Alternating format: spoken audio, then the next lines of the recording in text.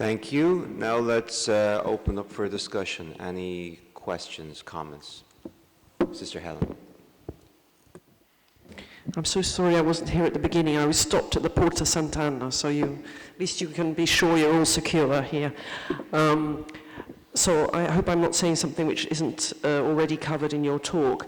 I was very intrigued by the way you showed the integration of the Sustainable Development Goals, because I think from the point of view of someone who's interested in this from Catholic social thought, that's one of our big questions. How do all these goals integrate into an overall vision? It would be really, really interesting for us to have a discussion with you or with somebody who is working on this about how we could connect these goals also with the moral traditions of the great religions of the world, because as the Pew Research Center showed recently, 84% of the world's population belongs to a recognizable religion. It doesn't just say, you know, I'm religious, but and of course the two big ones are Christianity and Islam. If we just did it with Christianity and Islam, that would already be a huge step forward. Because if we're thinking about the motivation behind achieving these goals, people's motivation for doing things is often deeply connected with their religious faith. It would also be a wonderful way of promoting interreligious dialogue and peace and all kinds of other things as well. I think the question about accounting is really fascinating. I think this would be something that we could maybe have a joint meeting with people working on the SDGs and the Academy on this. Because one of the other things I'm thinking about, it's fascinating, the history, it just shows how so often we get to a point where we think we can't change things, and if we only look at the history, we actually find out it's quite path dependent, and we could change it, you know. So we must always keep history in mind. That's been quite a theme that we've been talking about in this meeting. And I'm wondering, listening to you now, this might raise also a question about the ownership of companies. I mean, if we pushed cooperatives much more, or worker-owner type structures much more, I mean, maybe we would get around this problem of the ownership of the assets that way as well. So I think we really need to have a really interesting, big, broad discussion and think about this issue. I think it's absolutely fascinating, this question that you raise, and so crucial. And we could really have something to say on this. And the last thing I wanted to say, I think, I've always thought the ILO is a great organization, and just listening to your last point, I think it would be a really good thing if we had a joint Academy ILO meeting to talk about the issues that we're talking about today, because as far as I can see, we had a very good talk from a young researcher from the ILO yesterday. To get the key leading ILO people together in the room with us, I think we could really do something worthwhile on this question. Thank you. Thanks. Yes. Thank you so much for your presentations. First, a reflection that John Rawls is smiling from the grave because the primates, actually they were monkeys, have a theory of justice, and they value the grape more than they value the cucumber. Now, I'm curious as to your thoughts on the general finding in evolutionary biology that stasis and the punctuated disequilibrium that Meyer and Gould and so many other evolutionary biologists have theorized at the center of all evolutionary mechanisms factor in your thinking about equilibrium and disequilibrium, the shocks that you announce moving forward. And then I wonder if you could reflect on, you come back to education. I wonder if you could talk a little bit about how you see the devil in the details. What new, what should be new in how we think about education to prepare the children and the youth to protect, to promote, to transform? So I wonder if you could comment on those two matters. Any other questions or comments?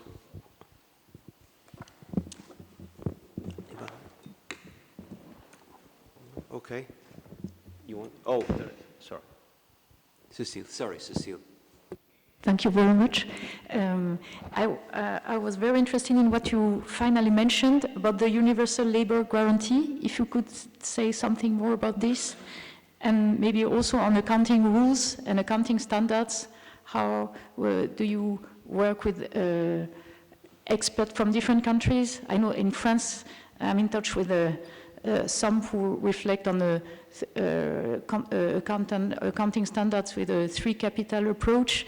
And there is currently a chair that has just been set up at the AgroParisTech, one of our engineering schools, and which is quite interesting because it's a good signal about this concern for changing the accounting standards. So, thanks.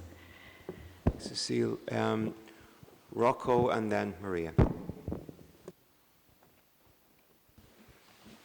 Thank you for your paper. I read it with great attention.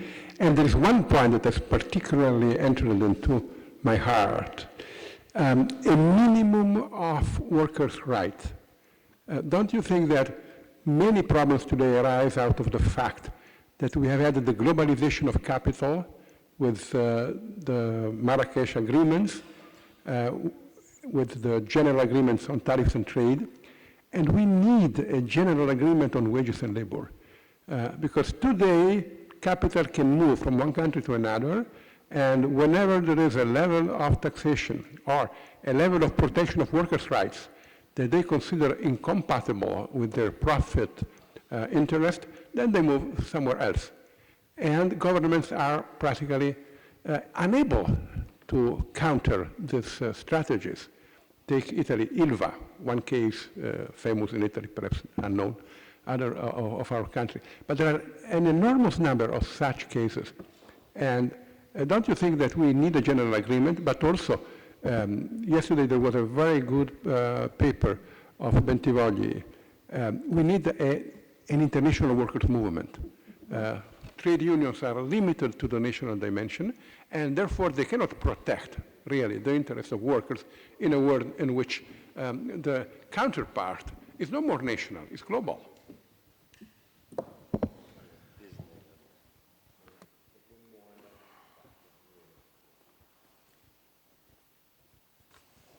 Good. First thing, the presentation was amazing. Could we have a copy afterwards of the presentation? Could it be distributed? I have some comments, and my three questions are aligned with the points Cecile and Rocco just made. But first a comment, because also we have people from other international organizations here, the concept of resilience. I was amazed by the definition. It's a very important definition. It's a little bit incompatible with the concept of macroeconomic resilience that it's considering G20, it's considering for accessing at the OECD. Their resilience, one of the pillars of resilience is completely free movement of capital flows, which differs even from the administrative view the fund has, because you know that there is volatility in capital flows, and whenever the United States raises the interest rate, there is capital flight, there is a stop in capital inflows, and that leads to volatility, particularly in emerging markets. This is something when I was Sherpa for G20 for Argentina that I tried to talk, but I didn't get an answer. So a pillar of macroeconomic resilience for the OECD and for the G20 is completely free movement of capital flows, no? Not intervention. So I would like to hear your comments. I really think it's very important the way you define the concept of resilience and the different measures: prevention, preparation, protection, promotion, transformation. The second thing has to do with national accounts. In the same way as education is not considered an investment or provision of public health, because in order to be educated, you need to be well-fed and you need to have a good health. Investments in infrastructure are considered an expenditure. Moreover, more than that, and I'm from Argentina, and I started my career teaching at MIT. I became friend of Stanley Fischer, and remember when Stanley was head of the fund, I was a congresswoman in Argentina. And he came to Argentina. We were in a difficult situation. We had a dollarized economy, and we had the currency war. Brazil had devalued. The government in Argentina didn't want to devalue. So I said, listen, and they were saying you have a fiscal deficit. And I showed the figures, and I explained that the fiscal deficit was the consequence of a very important reform we had done in the pension system, which was get out of the state and try to, well, give people the option to have private pension systems and develop a capital market that we don't have. But that had a fiscal transition cost. And I remember asking Stanley, could we account for a reform so that when particularly the rating agencies look at the situation of Argentina, they will look differently because they were saying you have the same deficit as Brazil. Brazil didn't have the reform. It wasn't done. Finally, Argentina, well, we know what the story was when in a crisis, et cetera, because the private investors were seeing this as a problem of fiscal deficit, not transition costs. We went back in all the reforms, and from there, we have had different problems. So I think this is a key issue. I don't know which way, which is a forum to discuss this, the international forum, so that we can advance.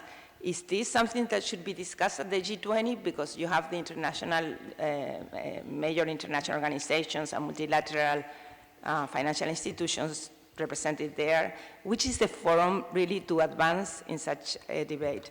And then I also support Rocco's statement that how we can have a global agreement on the fact that labor, long life learning is a labor right. Again, which is the forum, which is the, to get such results. Thank you. Thank you very much. That's a good number of questions, so we'll turn it back over to the speaker.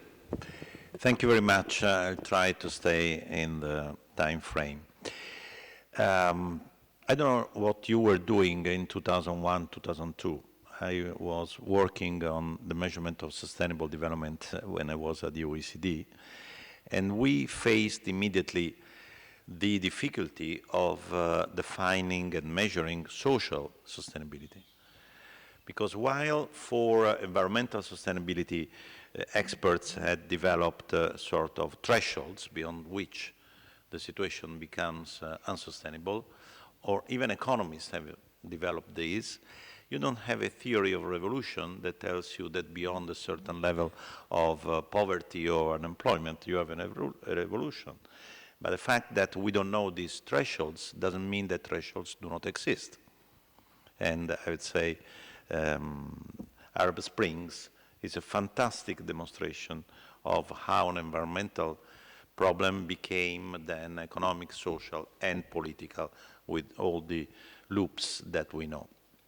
So it's clear that when we face a very uncertain future, religions, but also science, but also have an incredible role to play because it answers a fundamental need of people. Not just saying, well, in the eternal life you will be okay, therefore don't worry. But the different religions can find really a work together to face this kind of new scenario that the world is facing for the first time ever. Let me say something about the accounting rules. In 2002, I wrote to the other big guys in the custodians of the national accounts, and I said, don't you think that we are crazy, that we are recording expenditures in research and development as a cost instead of as an investment? And that was the beginning, and in 2009, we changed the rules. You are absolutely right, the rules can be changed, and I would recommend you to read a a fantastic book, The Power of a Single Number, which describes the way in which the American government, not the academia, called a meeting in 1944, calling Kuznets and his team and Mead and Stone from UK to decide what kind of rules had to be imposed to the rest of the world as national accounts. But there were two visions, the American one and the British one. And the Americans decided to go for the British one, and Kuznets was not even invited to the second meeting, even if in all textbooks of economics he is seen as the father of GDP, because the Americans went for the British approach that was based on production, instead of being based on consumption and well-being. Why? Because at the time the political problem was to demonstrate that capitalism was able to produce more stuff than communism, period. And we are still stuck with that kind of approach, notwithstanding the adjustments that we made. So if we believe that the world has to change in the direction of 2030 agenda, we cannot just keep the current accounting rules. This is the truth. But of course, there are vested interests, there are resistances in changing this paradigm. And with Jeffrey, we have been working a lot over the last few years on that. But I started this process in 2004, when then after 5 years, the Stiglitz Commission was established and so on and so forth. So things can be changed. And about the ownership of companies, in the report Sustainable Equality, we highlight some possible changes of the current rules of capitalism in order to go exactly in the direction that you were mentioning. Now, where should we discuss these issues? ILO has been already discussing our report, and there were incredible fights, especially as the business associations were against several of our recommendations, and in fact the representative of the business associations didn't sign up this report, and we had to negotiate for one day that also the official representatives of trade unions and the countries shouldn't sign these because they were ex officio members. And the only way to get out of that deadlock was to say, okay, the ex officio members don't sign the report, only we as commissioners. But the business associations are really one of the blocking elements of this change. In Europe, we have, for example, two business associations. One is much more open, the other is less open. So the ILO could be a place, but then it's up to Europe, I think, to take actions in this direction to bring these kind of topics that for us are much more relevant than other parts of the world to the international fora. For example, is G20? Well, G20 has already discussed and decided, actually G7, to calculate in national accounts the work done by housewives. Nothing happened. So you need to address the custodians of national accounts, the custodians of business accounting, and of course UN has still a convening power higher than others, but then you need to bring at the same table big players that push for that. The devil is in details on education. Yes, this is why when I was Minister of Labor of Italy, we started thinking about a lifelong learning, but in 10 months we just started this. You should start from 0-6 years period, because we know that from science, a lot of capacities of our, not only brain, but as individuals, are developed in the first 6 years of our life. So for those who cannot go to kindergarten and so on, inequalities start already there. And then you have to start thinking about schools and then universities. And then what happens when you move from one place to the other with the risk of falling in the inactivity, especially for young people, and then long life learning and so on. So you need to have this life course approach addressing the entire lifespan of people. Universal labor guarantee, you find some more elements in the report. I don't have time here to go into that, but let me just finishing with the concept of resilience, which is extremely important. We met the OECD, we met the ECB, we met the IMF as Joint Research Center. We compared the different approaches. The OECD has still a very economic financial approach to the concept of resilience. But let me take you here in the last minute. Resilience is the capacity of a system after a shock to go back where the system was before the shock.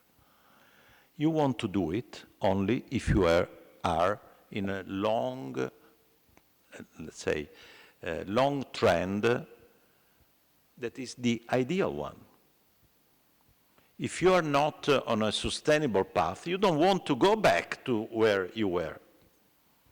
This is why in our reports we talk about bouncing forward, not bouncing back. Let me try to explain to you with a chart, okay? If you have two countries, and we demonstrate this with European data, exactly the same shock, one bounce back to where it was, the other a little bit lower. But if in the long term you must be a little bit lower, the second path is much better than the first part, the first path. So you see, you have to combine your long-term sustainable development view with the short-term or medium-term, if shocks are long, dynamic. And this requires new models that integrate economic, social, and environmental variables. This is why in our empirical studies, we don't just look at GDP resilience or classical economic variables, but we look at the variety. And when you look at the variety of variables, you discover that some countries are performing or have performed much better after the shock in 2008, much better than the usual winners that are normally seen as the best in the world, and so on and so forth. So you see, this is really a different approach to the whole story.